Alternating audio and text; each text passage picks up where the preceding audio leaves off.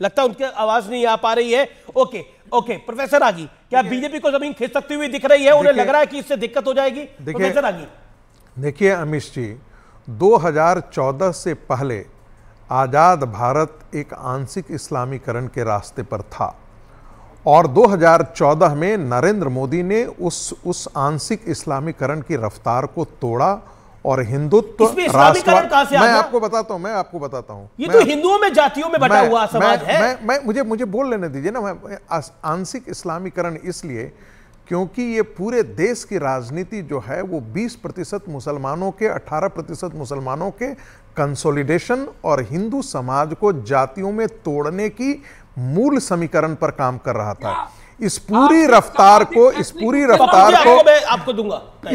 रफ्तार को नरेंद्र मोदी की राजनीति ने विकास, हिंदुत्व, राष्ट्रवाद और गैर तुष्टीकरण के ने तोड़ दिया। अब इनको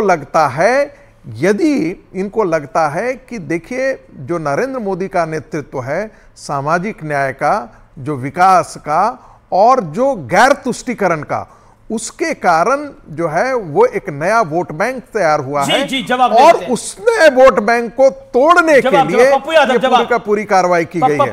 और मुझे लगता है 10 सेकंड में मुझे लगता है यदि ये जयचंद की भूमिका में है और यदि ये जयचंद की भूमिका कामयाब होती है कि भारत फिर से एक बार आंशिक इस्लामीकरण के रास्ते पर, मुस्लिम तुष्टीकरण, जो मुस्लिम और यादव जो कॉम्बिनेशन है, इसको योगी ने तोड़ा था और भारतीय जनता पार्टी जो है उसे प्रयास करना चाहिए कि हिंदुत्व के एजेंडे को पहले से ज्यादा मुखर तरीके से। पप्पू यादव सर इनको क्या पेन है? इनको पहले इनसे पूछिए कि भूमिहीन, आज जो सबसे ज्यादा भूमिहीन कौन है?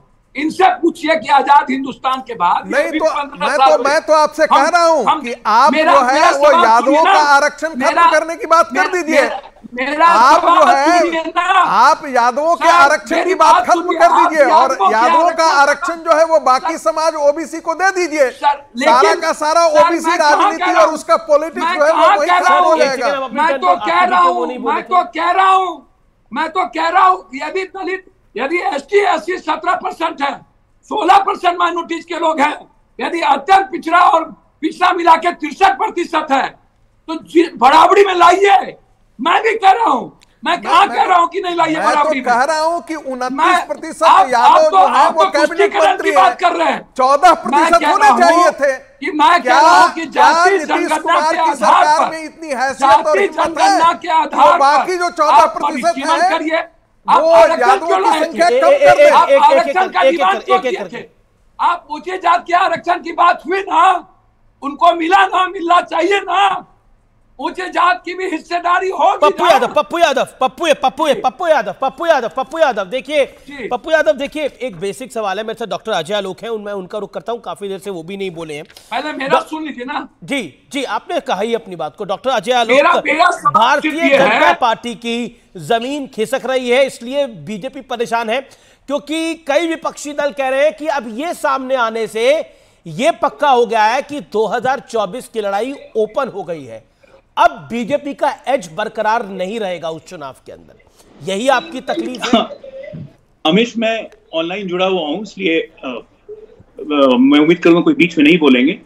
बस मैं ये कहता हूं कि ये पूरा का पूरा विपक्ष लगता है पिछले तावे की रोटी खा के आए। पूरी डिबेट डिरेल्ड है अभी तक। भाई, आपने क्या किया है? बिहार में पहली बार जातीय जनगणना नहीं हुई है, जातीय सर्वे हुआ है। जो बिहार विधानसभा में पास हुआ था, पप्पू जी को पता होगा, 27 पॉइंट थे सर्वेक्षण के, सिर्फ 1 पॉइंट आज निकाला कि हर जाति की उसकी आबादी के हिसाब से क्या आंकड़े आए। बाकी 26 आंकड़े कहां गए जो पप्पू जी बोल रहे हैं, जो कि बहुत इंपॉर्टेंट है। आर्थिक सर्वेक्षण कहां गया? उनकी सामाजिक आकलन की स्थिति का क्या हुआ? उनके शैक्षणिक स्थिति का क्या हुआ? उनके पास कितनी जमीनें हैं इसको पता करने का क्या हुआ? ये सब आंकड़े कहां गए? तो नीतीश कुमार ने कुछ नहीं किया। ये 500 करोड़ का बंदर बांट किया, नंबर 1, और एक उन्माद फैलाने के लिए, कंफ्यूजन फैलाने के लिए, तालियां बटोरने के लिए सिर्फ जाति के जनसंख्या के आंकड़ों को जारी कर दिया। तो इसलिए पहली बात तो ये आधा पका हुआ खाना, पूरा खाना है नहीं। मैं कहता हूं कि पिछड़े तवे की रोटी इसलिए खा के मैं इसलिए बोल रहा हूं क्योंकि ये जब सोचना बंद करते हैं ना, तो वहां से प्रधानमंत्री सोचना शुरू करते हैं। रोहिणी कमीशन, पप्पू जी को पता होगा, 2018 में प्रधानमंत्री जी ने क्यों लागू किया था? इसी जातीय जनगणना के लिए। रोहिणी कमीशन ने जो अपनी रिपोर्ट सौंपी माननीय राष्ट्रपति को, उसमें क्या कहा कि जातीय जनगणना करवाई जाए, उनका आर्थिक सर्वेक्षण करवाया जाए, उनकी सामाजिक स्थिति का आकलन किया जाए, उनके जमीन की क्या स्थिति है उसका आकलन किया जाए, उनकी शैक्षणिक योग्यता कितनी है उसका आकलन किया जाए, कितनों को आरक्षण का लाभ मिला पिछले 75 साल में इन पिछड़ी जातियों में, किनको नहीं मिला, किन पिछड़ी जातियों को क्रीमी लेयर में लाने की जरूरत है, और उसके बाद आरक्षण का पुनर्निर्माण, पुनः निर्धारण किया जाए। ये रोहिणी कमीशन की रिपोर्ट है, जिसको कि अमित भाई ने लोकसभा में कहा कि हम जब सर्वे करवाएंगे, हम जब सर्वेक्षण करवाएंगे जनजाति, तो उसके साथ हम आरक्षण भी लागू, एक मिनट पप्पू जी मैं खत्म कर देता हूं, उसके साथ 33% आरक्षण भी लागू हम करेंगे, ये महिलाओं के आरक्षण के लिए। और उसी तरह से आज मैं बस दो बातें पूछना चाहता हूं कि आज जो नीतीश कुमार जी ने ये सो कॉल्ड सर्वे के आंकड़े जारी किए जनगणना से, उससे क्या करेंगे?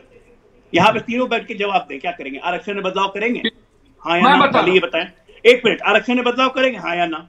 नंबर एक। नंबर दो, क्या जाति आधारित नीतियां बनाएंगे सरकार चलाने के लिए बिहार में? कि कुर्मी के हिसाब से नीति बनेगी, कि यादव के हिसाब से नीति बनेगी, कि 17% मुसलमान है तो उसके हिसाब से नीति बनेगी? क्योंकि जातियों में तो सबसे बड़ी जाति यादव, 13-14% शायद, इसीलिए यादवों का प्रतिनिधित्व आज की तारीख में कैबिनेट में 29% है। क्यों पप्पू जी, ये तो सही बात है ना? पप्पू जी शांत, बहस है, प्रेस कॉन्फ्रेंस नहीं है, मेरा निवेदन है एक एक करके। मैं पप्पू यादव को 40 सेकंड मौका दे रहा हूं, फिर आप बोल लीजिएगा 30 second. Doctor Ajay Alok, Pappu Yadav, your chance, respond. क्या ये मंडल पार्ट 2 है? क्या ये मंडल पार्ट 2 है? जैसे कमंडल के जवाब में पहले मंडल आया था पप्पू यादव, ये मंडल पार्ट 2 है? सर एक बात भाई मेरे, आप समझ के चलिए, राजनीतिक लोग जो हैं हमेशा कहीं ना कहीं जब परिस्थिति कोई आती है, मूल्यांकन होता है, तो उसमें राजनीति को आप अलग नहीं करिए, पहला बात।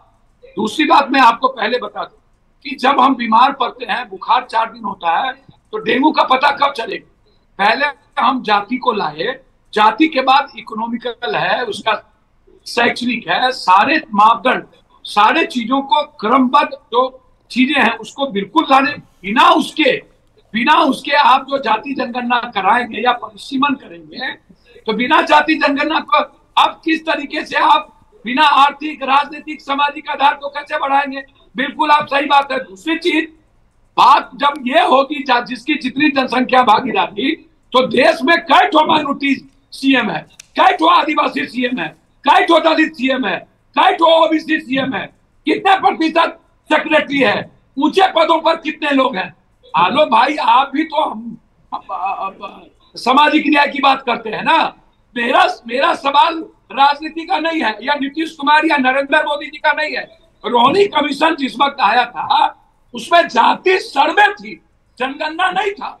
और जाति सर्वे में उन्होंने यह कहा था रोहिणी कमीशन में कि हम पहले लाएंगे। आप इतने दिनों के बाद, आपको 10 साल हो गया रोहिणी कमीशन के, आप चीजों को आप आज तक आप उस पर ना तो बजट दिए, ना तो रोहिणी कमीशन। डॉक्टर अजय आलोक कुछ ऐड करना चाह रहे हैं, डॉक्टर अजय आलोक कुछ कहना चाह रहे हैं, शुभराष्ट्रा भी कुछ कहना चाह रही है। पहले doctor Ajay Alok, I will give you 40 second, sharp 40 second reply to Pappu Yadav.